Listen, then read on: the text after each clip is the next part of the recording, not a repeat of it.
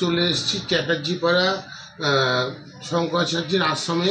এখানে পেয়ে গেছি আমাদের স্বনামধন্য অ্যাস্ট্রোলজার শ্রী দেবাশিস গোস্বামীকে। তার মধ্যে শুনে নেব যে 1 ডিসেম্বর শ্রী শ্রী শঙ্করাচার্যের মূর্তি স্থাপন আছে, ধ্বজা স্থাপন আছে এবং শ্রী চৈতন্যদেবের মূর্তি স্থাপন আছে ও কলস যাত্রা আছে।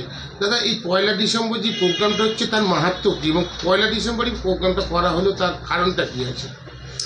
আমাদের প্রথম হচ্ছে বলি যে আমাদের যে গীতা পাঠের যে অনুষ্ঠানটা হচ্ছে সেটা হচ্ছে 7ই ডিসেম্বর। মেন অনুষ্ঠানটা 7ই ডিসেম্বর। তার হচ্ছে প্রিপারেশন যেটা বলে, অর্থাৎ তার জন্য তো একটা প্রিপারেশন দরকার। কারণ 7 তারিখ অনুষ্ঠান করতে গেলে প্রত্যেকে যারা প্যান্ডেল বানাবে বা যারা অ্যারেঞ্জমেন্ট করবে তাদের একটা সময় লাগে। তো সেই সময় তার জন্য একটা শুভ দিন দেখে শুভ সূচনা করা হয়। তো সেই শুভ দিনটা হচ্ছে 1 ডিসেম্বর। এবং আমরা যারা হিন্দু সনাতনী, যারা বিশেষ করে পশ্চিমবঙ্গে বাস করছি, তারা অনেকেই জানেই না যে গীতা জয়ন্তী বলেও একটা পুরো কার্টুন। হ্যাঁ, আমি যে 1 ডিসেম্বর এবং 7 ডিসেম্বর যে প্রোগ্রাম আছে ব্রিগেড গ্রাউন্ডে, একসঙ্গে 5 লক্ষ মানুষের কণ্ঠে গীতা পাঠ, এটার গুরুত্বটা কী আছে? প্রথম কথা, গত বছরই আমাদের হচ্ছে ব্রিগেড প্যারেড গ্রাউন্ডে 1 লক্ষ সমবেত কণ্ঠে হিন্দু সনাতনীদের উপস্থিতিতে ভগবত পাঠ করা হয়েছিল। তো এই বছর আমাদের গত বছরের যে এক্সপিরিয়েন্স, তার থেকে দেখা গেল মানুষের এত উৎসাহ উদ্দীপনাতে যে এই বছর আমাদের এত সংখ্যক মানুষ, কারণ আমরা পশ্চিমবঙ্গের হিন্দু সনাতনী যদি বলি সেটা অফিসিয়ালি 70%। সারা পশ্চিমবঙ্গতে যদি সকল মানুষ এসে উপস্থিত হন তো একটা বিশাল ঐতিহাসিক দৃষ্টান্ত তৈরি হবে। কিন্তু একটা পরিকাঠামো দরকার। সেই পরিকাঠামোটাকে মাথায় রেখে এই বছর আমাদের সনাতনী সংস্কৃতি সংসদ যারা আয়োজক, আর আমরা হচ্ছে একটা ক্ষুদ্রতম তার অংশ, আদিগুরু শঙ্করাচার্য সোশ্যাল ডেভেলপমেন্ট ট্রাস্ট, তার সাথে আমাদের বিভিন্ন শাখা সংগঠন আছে, অ্যাস্ট্রোলজার ওয়েলফেয়ার অ্যাসোসিয়েশন, আরজামা এবং সর্বভারতীয় ব্রাহ্মণ পরিষদ। এই যে আমরা শাখা সংগঠন আছি, সকলে একসাথে একত্রিত হয়ে সামান্যতম আমাদের সাহায্য সহযোগিতার দ্বারা আমরা অনুষ্ঠানটিকে আরও বৃহৎ আকারে নিয়ে যাওয়ার চেষ্টা করছি। উদ্দেশ্য একটাই, কারণ শ্রীমদ্ ভগবত পাঠ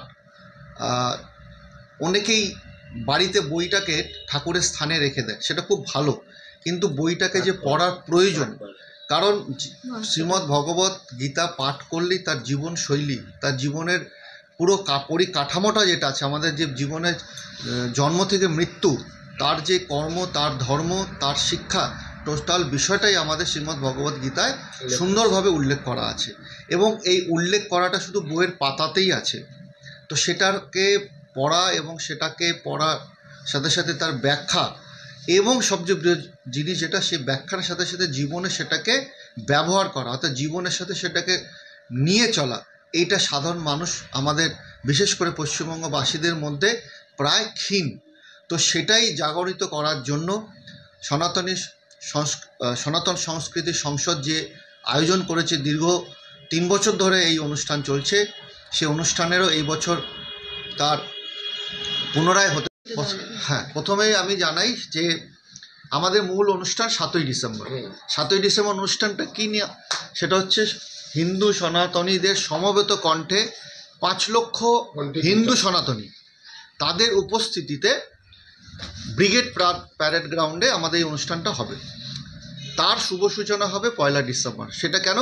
কারণ প্রত্যেকটা যারা এই অনুষ্ঠানের সাথে যুক্ত, বিশেষ করে যারা প্যান্ডেল, লাইট, সাউন্ড যাদের প্রয়োজন, তাদের তো একটু সময় দিতে হয়।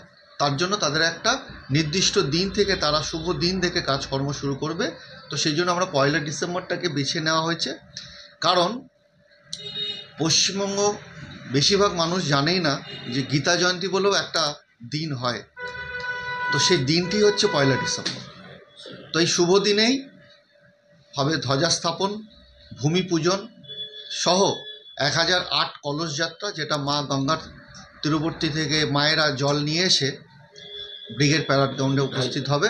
তার সাথে থাকবে হরিনাম সংকীর্তন, এবং বিশেষভাবে যেহেতু আমরা আদিগুরু শঙ্করাচার্য পরম্পরায় সাথে যুক্ত, আমরা গোবর্ধন মঠ সাথে যুক্ত, তারই পরিপ্রেক্ষিতে এবং সনাতন ধর্মের যিনি রক্ষাকর্তা, সে আদিগুরু শঙ্করাচার্য মূর্তি, এবং তার সাথে আমাদের পশ্চিমবঙ্গের চৈতন্য মহাপ্রভু, যিনি নাম সংকীর্তনকে সারা পশ্চিমবঙ্গ না সারা পৃথিবীতে ছড়িয়ে দিয়েছিলেন, তারই মূর্তি নিয়ে এসে ব্রিগেড প্যারেড গ্রাউন্ডে একটা পূজা অনুষ্ঠিত হবে এবং মূর্তি দুটোই ব্রিগেডে রাখা হবে একদম 7ই ডিসেম্বর অবধি। তো এই হচ্ছে আমাদের কর্মসূচি, যেটা 1 ডিসেম্বর, এবং তার সাথে প্রধান যে কর্মসূচি সেটা হচ্ছে 7ই ডিসেম্বর অনুষ্ঠান হতে চলে। এবং আমাদের মধ্যে সেই দিন উপস্থিত থাকবে বিভিন্ন স্বনামধন্য ব্যক্তিবর্গ। তো তাদের উপস্থিতিতে সাধারণ হিন্দু সনাতনীরা তাদের সনাতনী বেশে, সনাতনী রূপে একটা দিন উপস্থিত থেকে হিন্দুত্ববোধ, হিন্দুত্ব জাগরণ বা হিন্দুত্বর যে প্রয়োজনীয়তাটা বিশেষ করে আমাদের পশ্চিমবঙ্গে, তার উপলব্ধির জন্য আমাদের এই অনুষ্ঠানটিকে সর্বাঙ্গে সুন্দর করার জন্য আমাদের প্রচার প্রসার এবং সকল সনাতনী হিন্দুদের কাছে আবেদন, তারা যেন এই অনুষ্ঠানে উপস্থিত থাকে। কারণ একটা দিন অবশ্যই আমাদের উপস্থিত থেকে এই ঐতিহাসিক যে কর্মসূচি সেটাকে সার্থকতা দেওয়ার জন্য। কারণ আমরা বিভিন্ন ক্ষেত্রে দেখেছি বিভিন্ন রাজ্যে এই ধর্ম নিয়ে বিভিন্ন বড় বড় অনুষ্ঠান, বড় বড় কর্মসূচি নেওয়া হয়, কিন্তু এই পশ্চিমবঙ্গে এই যে কর্মসূচি চলছে, এমনিতেও আমরা জগৎগুরুর মার্গদর্শনে আমরা বিভিন্ন ক্ষেত্রে বিভিন্ন ধর্মীয় অনুষ্ঠান করি, কিন্তু সনাতনী সংস্কৃতি সংসদ যে আয়োজন করেছে এবং তার সাথে আদিগুরু শঙ্করাচার্য সোশ্যাল ডেভেলপমেন্ট ট্রাস্টের যে ক্ষুদ্রতম সহযোগিতা, তাতে এই অনুষ্ঠান এক বিশাল একটা আকার নিতে চলেছে। প্রায় সারা পৃথিবীতে এই সর্বপ্রথম এরকম একটা অনুষ্ঠান হতে চলেছে। তো সেখানে আপনাদের চ্যানেলের মাধ্যমে আপনারা যারা আমাদের এই বক্তব্য শুনবেন, পশ্চিমবঙ্গের কেন আশপাশে যে পশ্চিমবঙ্গের যে রাজ্যগুলি আছে সেখান থেকেও প্রচুর মানুষ আসবেন এই অনুষ্ঠানে যোগ দিতে। এবং যারা বাড়িতে বসে ভাবছেন যে শ্রীমদ্ ভগবদ্ গীতা পাঠ করে ওখানে গিয়ে কী হবে, এটা কি হবে সেটা তখন বুঝবে যখন ঘটনাটি ঘটবে, তার পরিপ্রেক্ষিতে যখন আমরা নিজেরা রিয়েলাইজ করবেন যে এরকম একটা অনুষ্ঠান হলো কিন্তু আমরা সাক্ষী থাকতে পারলাম না। তো এই সাক্ষী থাকার জন্য নিজের চোখে কানে দেখে নিজেদের উপলব্ধি এবং ভগবত গীতা পাঠ করলে জীবনের অনেক কিছু সমস্যা এবং জীবনটাকে জানা এবং তার গারস্থ জীবন কিভাবে পরিচালনা করা যায়, সমস্ত কিছু কিন্তু গীতা পাঠের মাধ্যমে, গীতার শ্লোকের মাধ্যমে সকলে জানতে হবে। এটা একটা বড় উদ্দেশ্য, সেই উদ্দেশ্য নিয়েই এরকম বড় একটা অনুষ্ঠান হতে চলেছে। যে পশ্চিমবঙ্গের অবস্থা দেখছি, হিন্দু সনাতনীদের উপরে প্রচণ্ড অত্যাচার চলছে, ইভেন ঠাকুর ভেঙে পিজার ভেঙে তোলা হচ্ছে। তাই এই এই এই যদি চলতে থাকে পরবর্তীকালে সনাতনীদের উপরে তার আসবে না, তার কি আছে। ইভেন দেখা গিয়েছে যে পুজো প্যান্ডেল থেকেও ঠাকুর ভাঙা হয়েছে। কি বললেন? এটার সবচেয়ে বড় দোষটা কোথাও খুঁজে বার করতে হবে। এই দোষটা হচ্ছে প্রথমে আমাদের হিন্দু সনাতনীদেরই দোষ। তার কারণ আমরা এইগুলোকে প্রশ্রয় দিই, আমরা সোশ্যাল মিডিয়ায় বা এরকম কিছু আলোচনা করে আমরা এটাকে শান্ত করে দিই বা ক্ষান্ত হয়ে বসে থাকি। তো দোষটা হচ্ছে কোথায় না, আমরা ঠিকমতো প্রতিবাদ করতে পারি না, আর প্রতিবাদ করলেও সেটাকে আমরা ধরে রাখতে পারি না। আর এই প্রতিবাদ না করা, না ধরে রাখার পিছনে সবচেয়ে যাদের হাত, তারা হচ্ছে কিছু নিকৃষ্ট জীব, যারা সমাজের মাথা, যারা সমাজের নেতা বলে পরিচিত, সে যেই দলেরই হোক না কেন, কোনো দলেরই হচ্ছে আমি মেনশন করছি না, প্রত্যেক দলেরই একটা টার্গেট থাকে ভোট ব্যাংক, এবং এই ঘটনা নিয়ে তারা রাজনীতি করে। তো সেই সব উৎকৃষ্ট বা নিকৃষ্টকে ত্যাগ করে সকল সনাতনী হিন্দুদের এগিয়ে আসাটা উচিত। আর এই যে প্রিজন ভ্যানে নিয়ে গেছে বা মূর্তি ভাঙা হচ্ছে, প্রশাসন নির্বিকার, কারণ প্রশাসনের উপর চাপ থাকে, কারণ তাদের উপর চাপ দেয় নেতারা। আর কিছু নেতা আছে যারা সাম্প্রদায়িক উস্কানিমূলক কথা বলেন, তারা আবার সরকার পক্ষেও থাকে, কিছু আবার বিপক্ষ থাকে। তারা শুধু নিজেদের আখের গোছানোর জন্য আমাদের ধর্মটাকে নিয়ে খেলা করছে।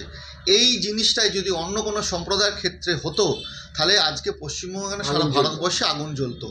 কিন্তু আমরা সনাতনীরা প্রচণ্ড সহিষ্ণু, আমাদের সহ্য করার ক্ষমতা অনেকটা বেশি, কিন্তু কোথাও যেন মনে হচ্ছে সহ্যের ক্ষমতাটা একটু বেশি বাড়াবাড়ি হয়ে যাচ্ছে, মানে বেশি সহ্য হয়ে যাচ্ছে। তো সেখানে অপারেশন সিঁদুর করেছে, এটা নিয়েও কথা উঠেছে অনেক। দেখুন, অপারেশন সিঁদুর যেটা নিয়ে হয়েছে সেটা একটা রাজনৈতিক একটা এজেন্ডা থেকে তৈরি করেছে। সেইটি আমার মনে হয় না সেইটি আমার কোনো বলা দরকার। তবে ঘটনা যে অপারেশন সিন্দুর যেটা হয়েছিল, অরিজিনালি যেটা ঘটেছিল, সেটার আমরা পক্ষপাতী।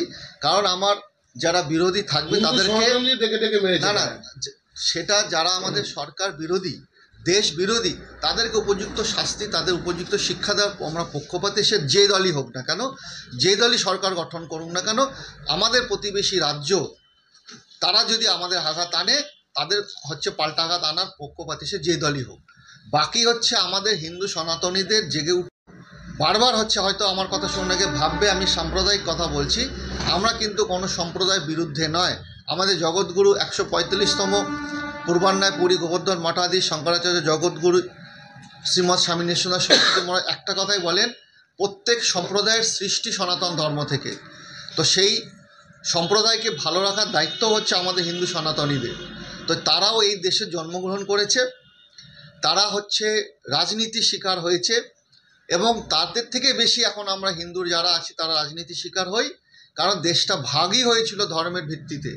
তো দেশ যখন ভাগ হয়েছিল ধর্মের ভিত্তিতে, তাহলে ভারতবর্ষ যে আগামী দিন হিন্দু রাষ্ট্র ঘোষণার জন্য যে আমাদের গুরুদেবের যে মার্গদর্শন, সেই দর্শনে হিন্দু রাষ্ট্র ঘোষণা হবে। এবং আমাদের গুরুদেবের দেখা দেখি অনেক কথাবাচক, অনেক সাধু সন্ন্যাসী এবং বিশিষ্ট ব্যক্তিবর্গরা এগিয়ে এসেছেন। এটা আমাদের একটা বলতে পারেন নৈতিক জয়, যে হিন্দু রাষ্ট্র নিয়ে সারা ভারতবর্ষে একটা হচ্ছে হই হুল্লোড় চলছে, এবং আগামী দিনে সেই হিন্দু রাষ্ট্র ঘোষণা হবে।